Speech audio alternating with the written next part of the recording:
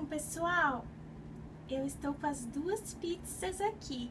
A salgada, que é de queijo com palmito e azeitona,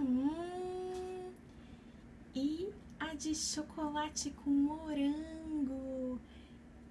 E eu acho que tem Nutella também.